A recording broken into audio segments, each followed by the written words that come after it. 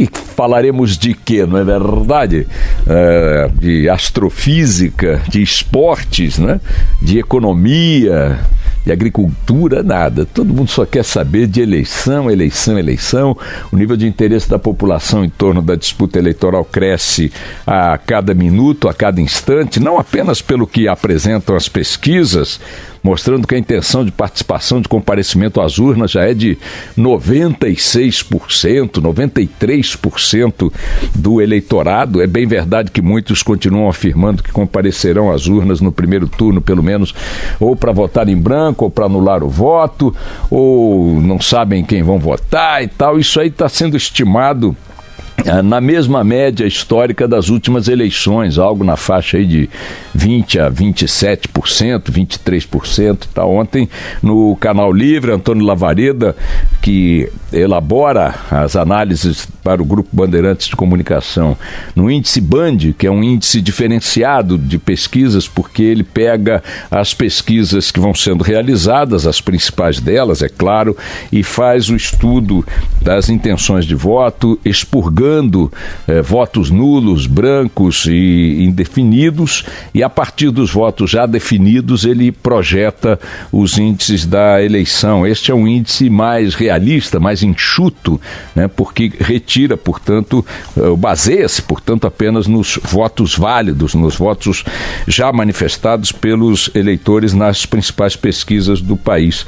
Hoje pela manhã acaba de ser divulgada mais uma pesquisa do grupo BTG Pactual, é um grupo financeiro, é um banco, e que usa o Instituto FSB para fazer suas pesquisas, e nessas pesquisas alguns números são bem distintos já daquela pesquisa divulgada na última sexta-feira à noite pelo Datafolha.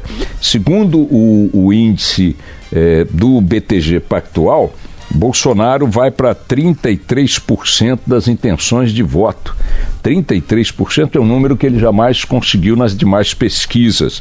Sai de 30% na pesquisa anterior do próprio BTG, vai para 33%. Importante chamar a atenção de que o BTG já vinha trabalhando com patamares bem mais expressivos para a intenção de voto no Bolsonaro do que as demais pesquisas.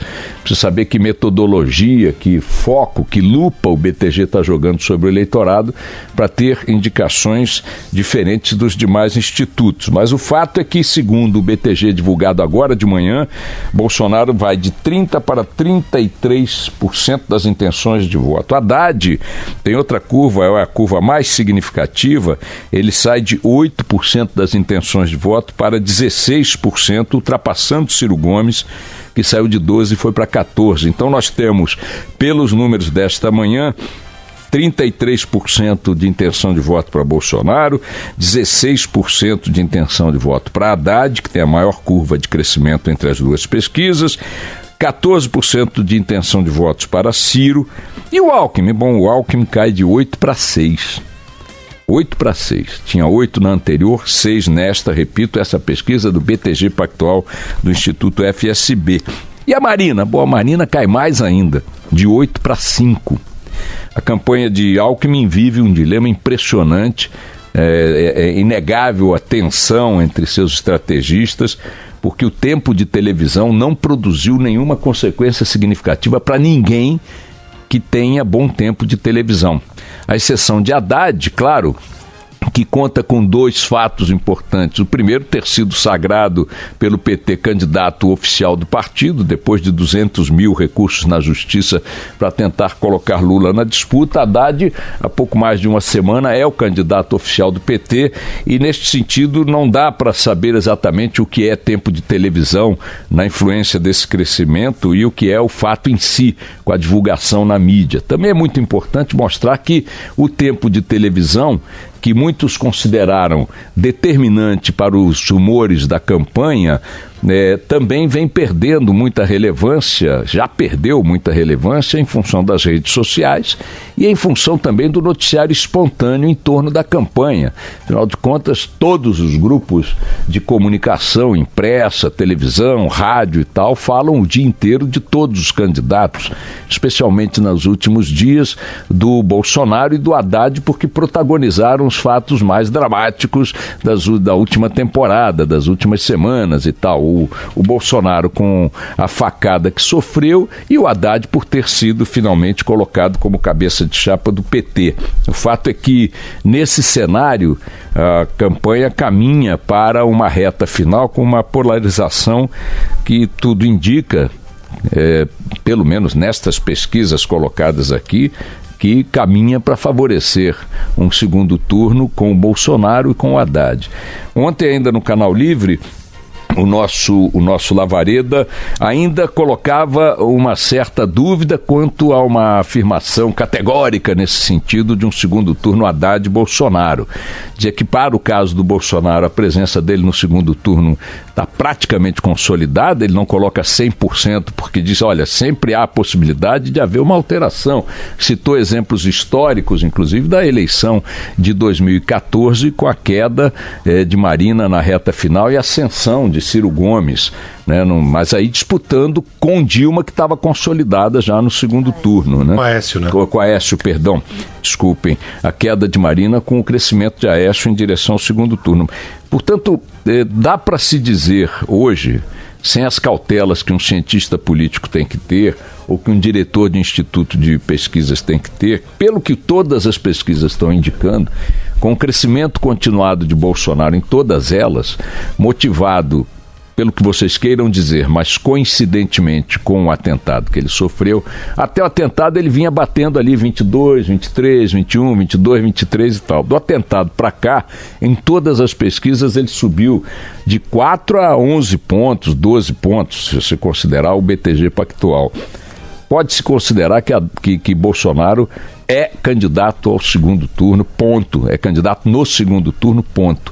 Quem vai concorrer com ele, quem vai disputar com ele é a grande dúvida, a grande interrogação que se coloca, e os indicadores apontam a tendência de que venha a ser o Eduardo Haddad candidato, Fernando Haddad, candidato do PT. A candidatura de Ciro cresceu.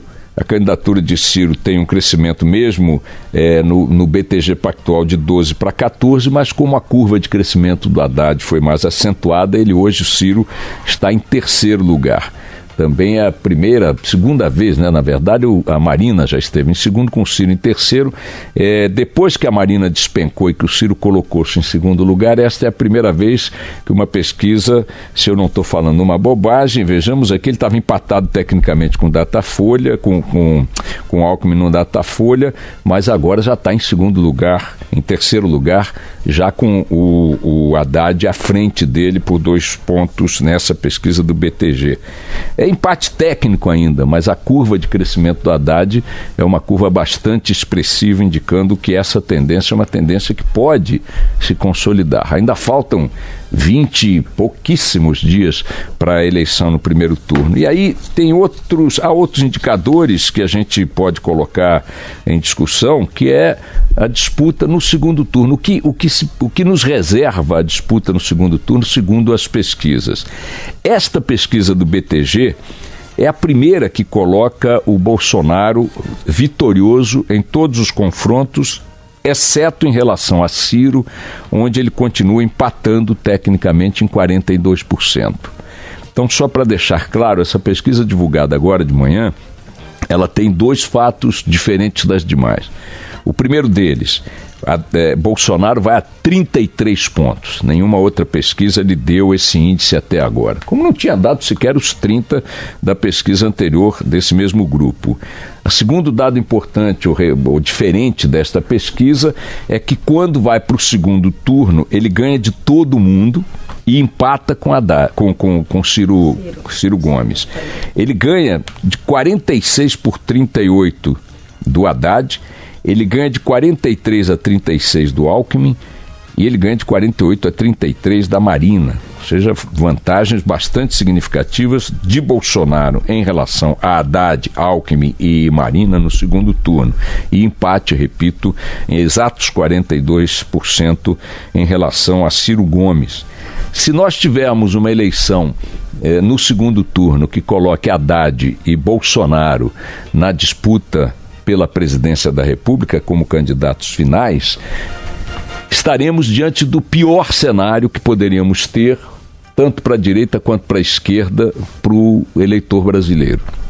Porque estas são as duas candidaturas que a direita e a esquerda são vistas como as mais extremas, as mais na ponta desse espectro ideológico, desses espectros ideológicos. O brasileiro se verá, aquele brasileiro que está no centro do eleitorado, que sempre foi determinante para decidir eleições ao longo da história do Brasil.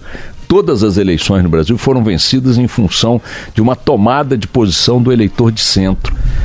A própria primeira vitória do Lula, depois de várias tentativas lá atrás, foi uma vitória que ele conquistou dizendo para a classe média, dizendo para o eleitor de centro, através da Carta aos Brasileiros, que ia trabalhar fora daquele receituário histórico que se atribuía a ele, que de fato o PT defendia, que era um receituário mais radical, de esquerda, etc. e tal. Quando ele sinalizou para a classe média, para o eleitor médio de centro, que ele pretendia ser um Lula moderado, um Lula conciliador e tal, ele conquistou essa fatia importantíssima e decisiva do eleitorado. Todas as eleições no Brasil foram decididas em função da posição tomada pelo eleitor de centro. Ele é que definiu o jogo final. Nesta eleição agora, se tivermos os dois candidatos colocados numa polarização muito acentuada, Bolsonaro pela extrema-direita ou pela ponta-direita, como prefiram, e o Haddad como ponta-esquerda ou extrema-esquerda, o que fará o eleitor de centro? Essa é a grande dúvida que permanece. E vejam, ela está expressa num outro dado muito curioso do Band Eleições. O Lavareda estava dizendo ontem o seguinte: na chamada rejeição plena, que é aquela que o eleitor fala candidato por candidato, sem ser colocado diante da lista inteira. Você normalmente, quando você mostra nas pesquisas qual é a rejeição, você vai colocando todas as hipóteses. Nessa você vai colocando um por um. Diz assim, você votaria em Bolsonaro? Você votaria em Marina? Você votaria em Ciro? Você votaria em fulano? Um por um. Sabe o que acontece? Todos estão com mais de 50% de rejeição. Todos, sem exceção. O que significa que há um volume monstruoso de eleitores que, a despeito do que as pesquisas vêm indicando, simplesmente não está nem um pouco satisfeito com o cenário colocado à sua frente e com o elenco de candidatos oferecidos para ele. Ontem, Bolsonaro deu mais um passo, no meu entendimento, que indica que horizonte preocupante que nós temos, porque ele resolve colocar em questão, em dúvida, o próprio processo eleitoral. Repete um pouco a tática de Donald Trump na reta final da campanha nos Estados Unidos, que ele acabou vencendo contra Hillary Clinton. Você deve se lembrar que ele escandalizou todo mundo nos Estados Unidos quando colocou em dúvida a lisura do processo eleitoral americano.